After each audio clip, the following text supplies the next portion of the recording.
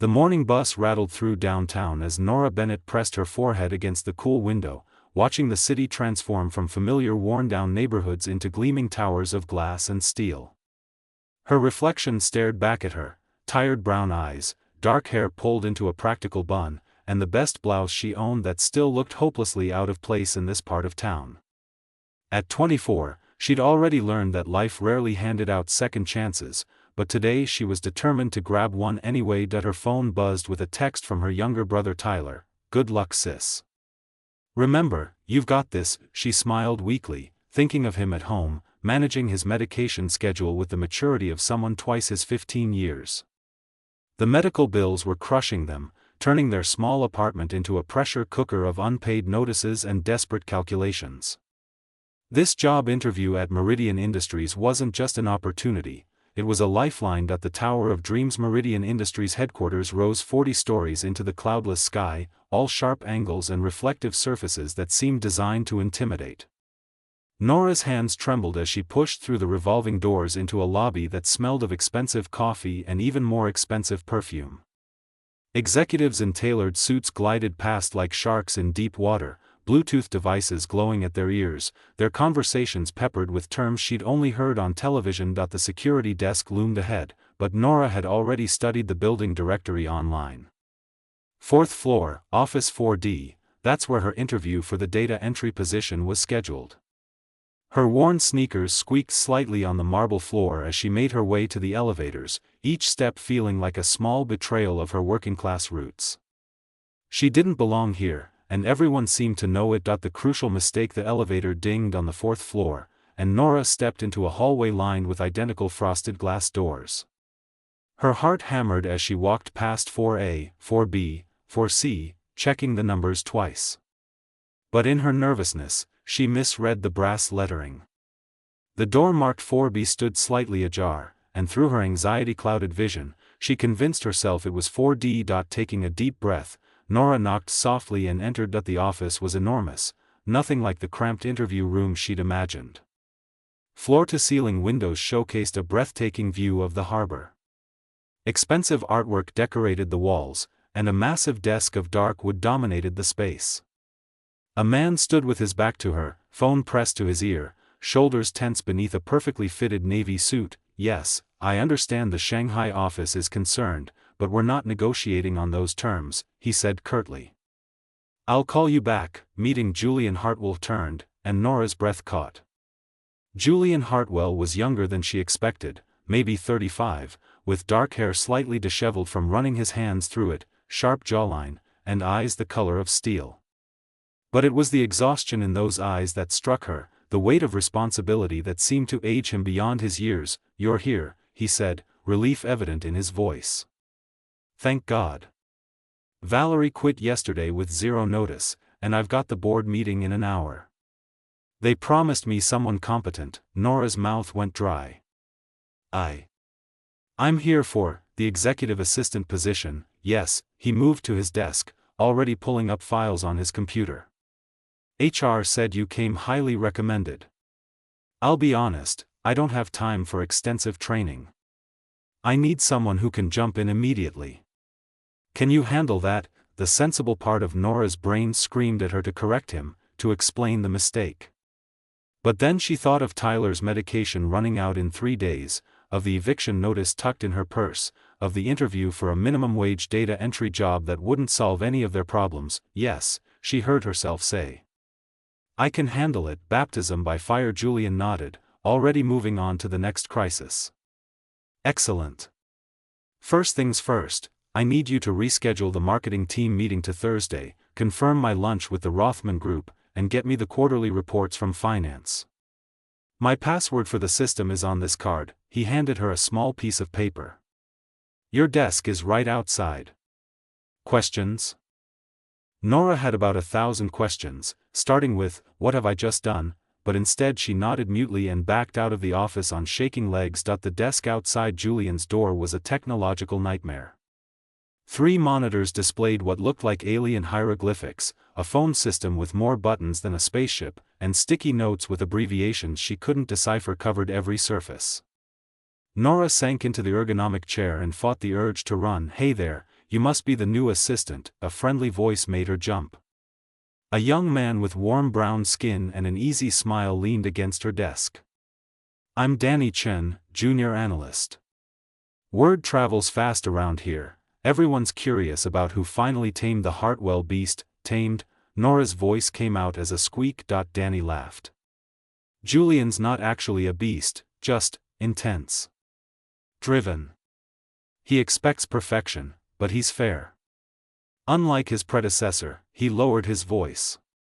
"Old man Hartwell was a real piece of work. Julian's trying to clean up years of shady deals while keeping the company profitable." "Not easy, right?" Nora managed. "Not easy." The first disaster. Danny offered a few quick tips about the phone system before heading back to his desk, leaving Nora alone with her mounting panic. She stared at the computer screen, at the scheduling software that might as well have been written in ancient Greek. Clicking randomly, she managed to open Julian's calendar, and immediately wanted to cry. Meetings stacked on meetings, color-coded by importance, with attendees and locations and materials needed. Conference calls with Tokyo, lunch meetings with potential investors, site visits to manufacturing plants. This wasn't a job, it was an Olympic event in organizational gymnastics. The phone rang, its shrill tone making her nearly fall out of her chair. "Julian Hartwell's office," she answered, trying to sound professional. "This is Jeffrey Rothman. I need to speak with Julian immediately about the merger terms." Nora's mind raced. Julian was in his office, door closed, preparing for the board meeting. Was she supposed to interrupt him? Screen calls? Make decisions? "Mr. Hartwell is preparing for an important meeting," she said carefully. "Can I take a message or schedule a call back? Tell him the deal is off if we don't talk today. He has until 5 o'clock, click." Nora stared at the phone in horror. She'd been in this job for exactly 15 minutes and might have just cost the company millions of dollars. Small victories. The rest of the morning passed in a blur of near disasters and lucky saves. Nora managed to forward the right reports to finance, though she accidentally sent Julian's personal calendar to the entire marketing department before figuring out how to recall the email. She confirmed the lunch meeting but forgot to book a table, forcing her to frantically call 5 restaurants before finding one with availability. When Julian emerged from his office at noon, straightening his tie, Nora braced for termination. "The board meeting went well," he said, surprising her. "They approved the expansion. Your notes from the last meeting were helpful." Nora nodded, having no idea what notes he meant. She'd found a folder labeled "Board Prep" and simply reprinted everything in it. "I'll be back by 2, Julian continued. "Please make sure the Patterson contract is on my desk with the legal team's revisions highlighted." "And Nora?" She froze. Yes, for the first time, something that might have been a smile flickered across his face. "Welcome to Meridian. I think this might actually work out." As he walked away, Nora slumped in her chair, heart still racing. She'd lied her way into a job she wasn't qualified for, working for a man who seemed to actually believe in her fictional competence. Tyler needed her to succeed, needed the insurance and salary this position would provide. She had no choice but to keep the deception going, at least until she figured out what came next.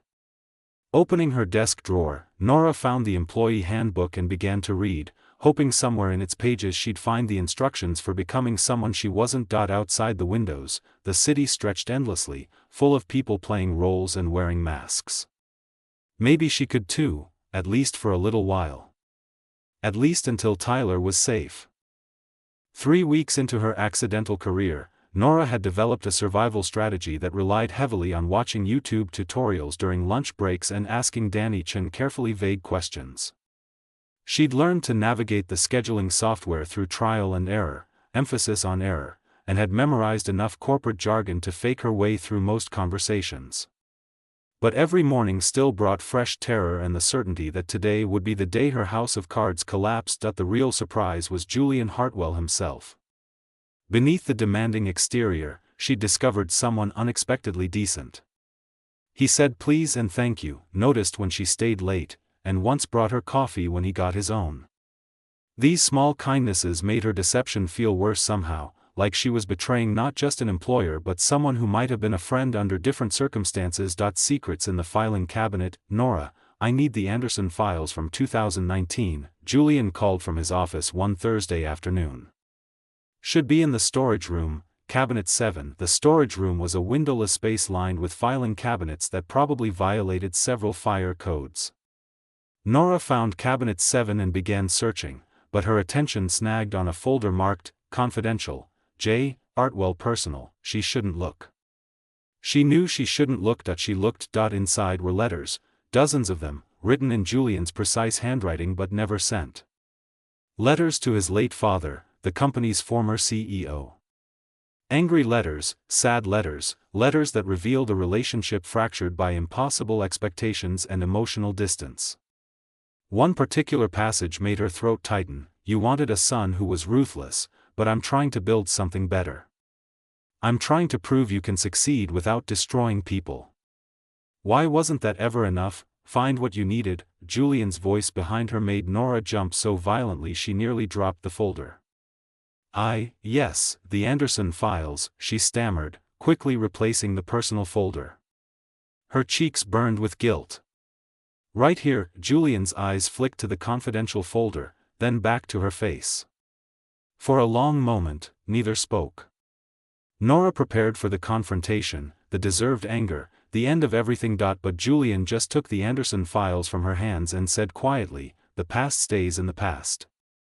No reason to dig through old ghosts. I'm sorry, Nora whispered. I shouldn't have. No, you shouldn't have. His voice wasn't angry, just tired. But I understand curiosity. Those letters are private for a reason. He left, and Nora sagged against the filing cabinet, guilt washing over her in waves. She was violating his privacy in ways he didn't even know, wearing a disguise that made a mockery of his trust. Unexpected allies. Danny Chen cornered her at the coffee machine the next morning, his usual easy smile replaced by concern. Okay, something's going on with you. You're amazing at this job sometimes and completely lost other times. Yesterday you handled that crisis with the Singapore office like a pro, but last week you asked me what CC means in an email. Nora's stomach dropped. I can explain. You don't have to, Danny interrupted gently. Look, I've been here 5 years. I've seen executive assistants come and go. You're different. You actually care about people, about doing right by them. Julian needs that more than he needs someone who knows all the corporate shortcuts. He paused. Whatever your story is, I'm guessing it's complicated. I'm here if you need help, no questions asked. Tears pricked Nora's eyes. Thank you, she managed. You have no idea what that means. Try me, Danny said, handing her a tissue. My first job out of college, I lied on my resume about speaking Mandarin. Spent 3 months using Google Translate for everything before they figured it out. What happened? They fired me, Danny grinned. But I learned Mandarin for real, came back 2 years later, and now I run the Asia-Pacific accounts. Sometimes fake it till you make it actually works. The dinner that changed everything. Friday evening, as Nora prepared to leave, Julian appeared at her desk looking uncharacteristically nervous. His tie was loosened, and he'd rolled up his shirt sleeves, a casual look that made him seem younger, more approachable. I have a dinner meeting tonight with the venture capital people, he said. Usually Valerie would accompany me to take notes, handle the small talk. I know it's outside normal hours, but... He trailed off, looking almost uncertain. Would you be willing to join me? I'll pay overtime, of course, and there's a dress code. If you don't have appropriate attire, I'll figure it out, Nora interrupted, then immediately regretted her eagerness. Professional assistants probably didn't sound quite so desperate. But Julian just looked relieved. Excellent. I'll pick you up at 7. And Nora? Thank you. These dinners are usually torture, but something tells me you'll make it bearable. After he left, Nora immediately called the only person she knew with fancy clothes, her former roommate Jessica, who worked at an upscale boutique. 2 hours and 1 emergency loan later, Nora stood in front of her bathroom mirror in a simple black dress that actually fit, her hair styled into something resembling elegance. "You look like a spy," Tyler observed from the doorway, grinning despite his pale complexion. "A really bad spy who's about to blow her cover at a fancy dinner." "Not helping," Nora said, but she hugged him anyway. "Did you take your evening meds?" "Yes, Mom." Tyler rolled his eyes, but his smile was affectionate. "Go do your fake job thing. Just remember, the more forks there are, the more you work from outside in." Truth over wine. The restaurant was the kind of place where menus didn't list prices and the waiters moved like dancers. Nora's anxiety spiked as she and Julian were led to a private room where 3 men in expensive suits waited, their smiles practiced and assessing. "Julian, good to see you," the eldest one said, shaking hands. "And this must be your new assistant. I heard Valerie finally couldn't handle your demanding nature." "Nora is considerably more competent," Julian said smoothly, pulling out her chair. "Gentlemen, shall we discuss the proposal?" What followed was a masterclass in corporate negotiation. Julian was confident, persuasive, painting a vision of Meridian's future that made even Nora believe in it. The venture capitalists pushed back, testing, probing for weaknesses. Nora took notes as best she could, though half the financial terminology sailed over her head. But then the conversation shifted to personal territory. "So Nora, how long have you been in the executive assistant field?" one of the men asked, his tone friendly but eyes sharp. Nora's mind raced. She could feel Julian's attention on her, could sense this was some kind of test. "Not long," she said carefully, deciding partial truth was safer than elaborate lies. "I come from a different background. Customer service, actually. Working directly with people, solving problems in real time." "Interesting pivot," the man said. "What made you move to corporate?" Nora thought of Tyler, of medical bills, of all the desperate calculations that had led her here. But when she spoke, surprising honesty colored her words. "I needed a change.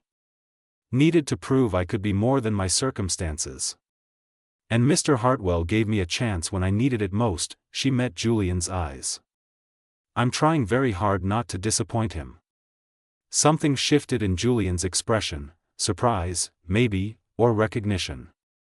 The rest of the dinner passed more easily, and by the time dessert arrived, the deal was essentially sealed. In the car afterward, Julian was quiet until they stopped at a red light. Then he turned to her, streetlights casting shadows across his face. "That thing you said about proving yourself, about circumstances," he began. "I understand that more than you might think. My father built this company on ruthlessness and shortcuts. I've spent years trying to rebuild it into something I can actually be proud of." He paused. "Most people in your position would have just given the polished corporate answer. You told the truth instead. Why?" Nora's heart pounded. Here was her chance to come clean, to confess everything. But the words stuck in her throat, and instead she said, "Because I think you value honesty. Even when it's uncomfortable." "I do," Julian agreed softly. Then, so quietly she almost missed it, "I'm glad you ended up in that office, Nora. Even if HR's placement system is completely chaotic." Guilt crashed over her like a wave, but before she could respond, her phone buzzed urgently. Tyler's name flashed on the screen. "I'm sorry, I have to," she answered immediately. "Tyler?" "Hey sis, don't panic," her brother's voice was strained. "But I think I need to go to the emergency room. The pain is pretty bad."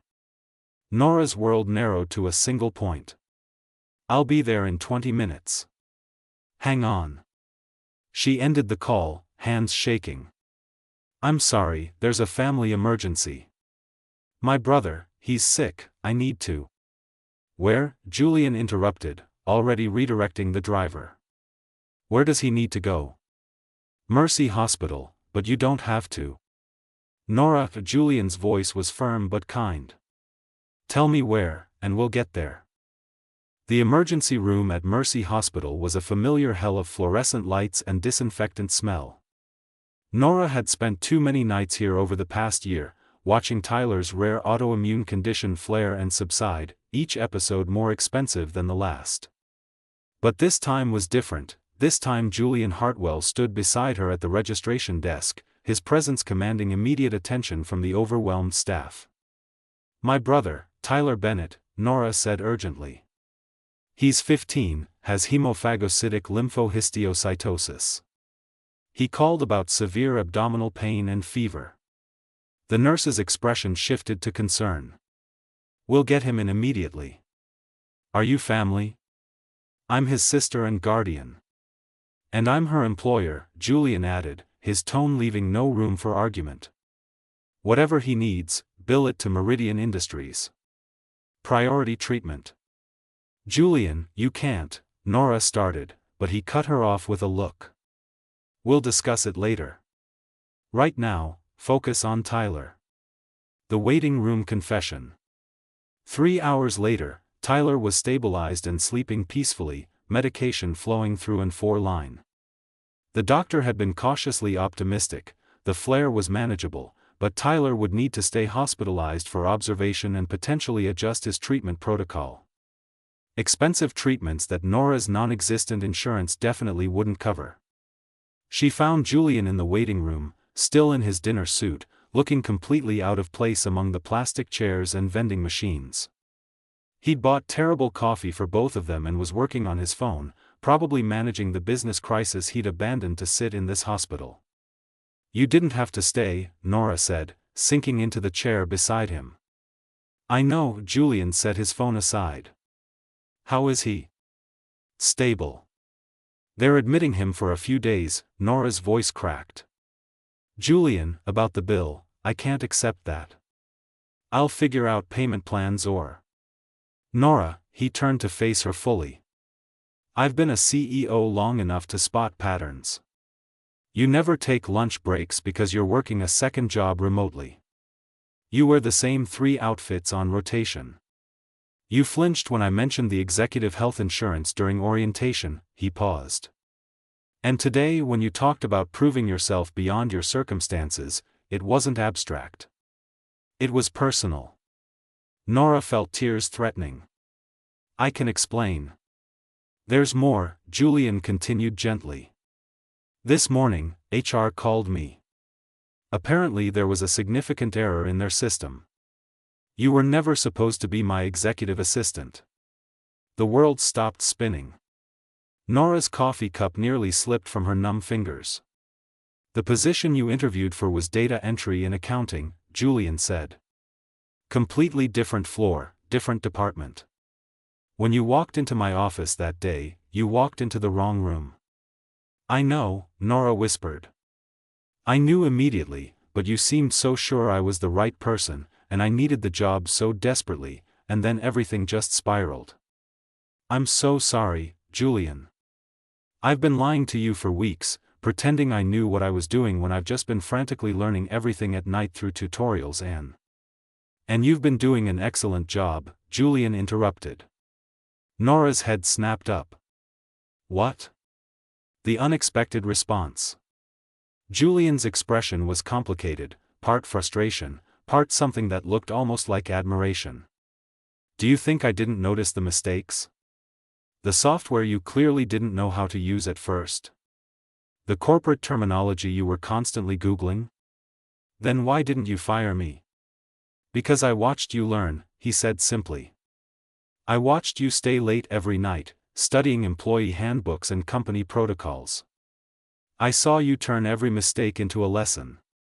You asked Danny and others for help without pretending you knew everything," he paused.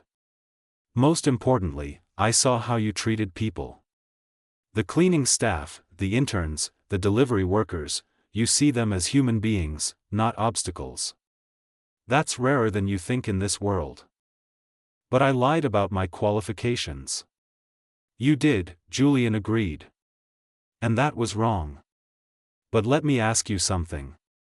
If I'd interviewed you legitimately for that data entry position, and then gotten to know you, seen your work ethic, your integrity, your ability to connect with people, do you think I might have eventually promoted you?"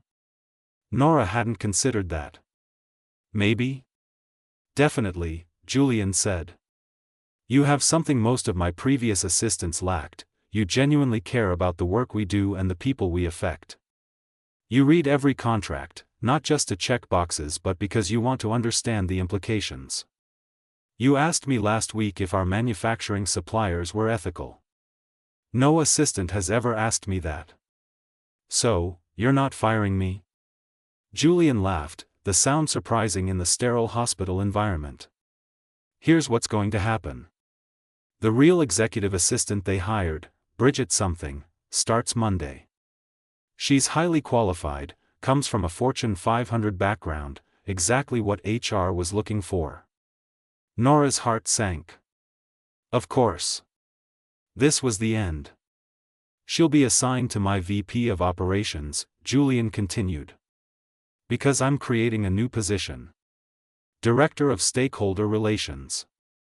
Someone who can bridge the gap between corporate decisions and human impact, who can ensure we're not just profitable but ethical. Someone who has proven they can learn anything they set their mind to. Julian, I don't understand. I'm offering you the job, Nora.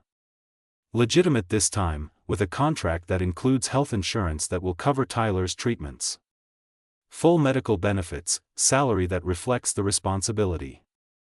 But, he held up a hand, there's a condition. No more lies. Ever. About anything. If you don't know something, say so. If you make a mistake, own it. Deal? Tears were streaming down Nora's face now. Why would you do this? After everything. Because you walked into the wrong office and somehow ended up exactly where you belonged, Julian said softly. And because I've spent 3 weeks working with someone who makes me want to be better at my job, to live up to the person you seem to think I am. That's not something I'm willing to lose over a technicality. 6 months later. Nora stood in her actual office, modest compared to Julian's but impossibly luxurious compared to anywhere she'd worked before, reviewing the supplier ethics report she'd spent weeks compiling. Tyler's latest scans had come back clean, his condition managed by the treatments her new insurance covered without question. Danny had just been promoted to senior analyst and credited Nora's encouragement as a major factor. A knock on her door revealed Julian, carrying 2 coffee cups and wearing the slightly rumpled look he got when he'd been working too hard. Thought you might need a break, he said, offering her a cup. Also, the board loved your presentation on the community outreach program. They're approving the full budget. That's amazing, Nora couldn't hide her grin. Though I'm pretty sure your endorsement is what sold them. My endorsement is based on the fact that you did brilliant work, Julian corrected. He lingered in her doorway, seeming almost uncertain, an expression she rarely saw on him. Listen, I know we've kept things strictly professional since everything. But I was wondering if you might want to grab dinner sometime. Not a work dinner. Just dinner. Nora's heart skipped. Like a date? Yeah, Julian said, looking almost nervous. Like a date. If you're interested. No pressure either way, and obviously if you'd rather keep things professional, I completely understand. Julian, Nora interrupted, smiling. I'd love to have dinner with you. A real date, where neither of us is pretending to be something we're not. His answering smile transformed his entire face. Perfect. Though I should warn you, I'm not nearly as smooth outside the office. Good, Nora said. I prefer honest to smooth anyway.